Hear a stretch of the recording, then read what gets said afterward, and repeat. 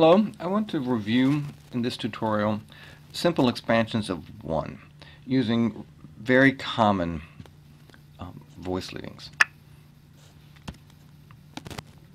So the first one is the sort of the favorite of music theorists, is the voice exchange. It has contrary motion between the usually between the soprano and bass, though it could be between the bass and any upper voice.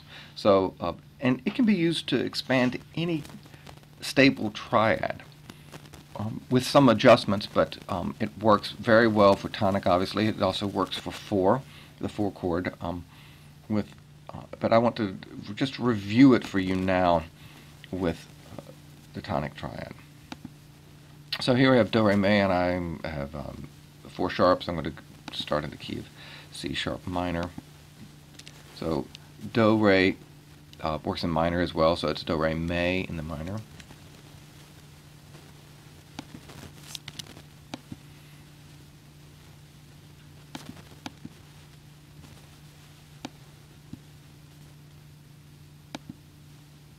Now, what chords are implied here? When you have the voice exchange, you have Mi, Re, Do in the soprano. So let's put the soprano up. Plenty of room. Because you're doubling the Re, you can only have 3 notes in the chord. And so the chord for the voice exchange, the standard voice exchange, is the 7/6. Instead of having a 5/7 chord in inversion, which you would have to have 4 different pitches. You can't have 4 different pitches here because you have doubled the Re automatically. So you're really obliged to use the 7/6. So that's the template I've given you here. This is the simplest version. So Mi, Re, Do in the soprano. Now the voicing can be Do, Ti, Do in the alto, or Sol, Fa, Sol in the tenor, or the alto. It doesn't matter. It depends on your voicing. Because we have such a wide space here between soprano and bass, I'm going to use open voicing. So that puts Sol on the alto, and so Sol, Fa, Sol is what they should have. The tenor will therefore get the Do,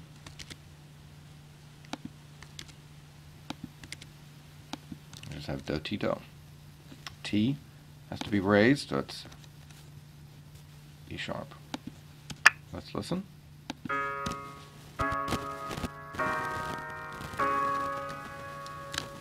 This works in any voicing.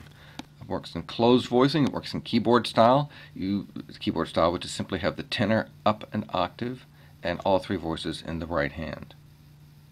Same exact principle.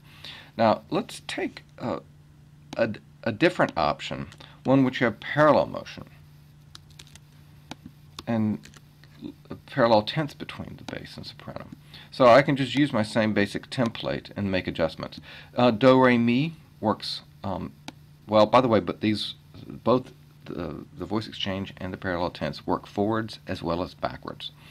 So now, because the bass and soprano are in parallel tenths, let's just simply add the Do, Re, Mi in the bass, so E flat major, Do, Re, Mi.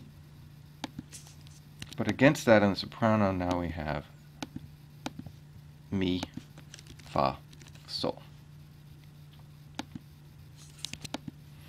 Because the soprano and bass are different here, Re and Fa, that means you can have, it's preferable to have a 5/7 chord in inversion, and the inversion with the Re and the bass is the 5/4/3. So here, 1, 2, 5, 4, 3, 2, 1, 6. Now, in all other cases, when you have a 5/7 chord, whether it's inversion or not, the Fa is supposed to resolve down. That's the 7th of the chord to Mi. But in this case, this special case, because of the parallel tenths between the soprano and the bass, the soprano can move up, Fa can go to Sol. So now let's make other adjustments. So that's Mi, Fa, Sol in the soprano. By the way, it doesn't absolutely have to be in the soprano voice. It could be in another voice. Do, Ti, Do is still operative here. The only difference is that instead of doubling Fa, you have no doublings, and you just keep Sol in an inner voice. So in this case, it makes sense to have a closed voicing because we only have a tenth between soprano and bass.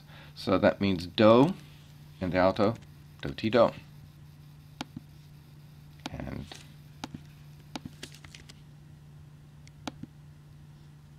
for the tenor, you have sol, very simple, sol, sol, sol. Let's listen to that.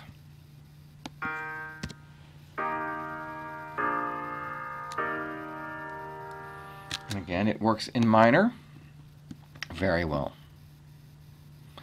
And these work backwards. Now, if the parallel tense backwards, the soprano goes sol, fa, mi against the mi, re, do in the bass. In that case, the fa resolves as it would typically resolve from fa down. Okay, I hope that helps.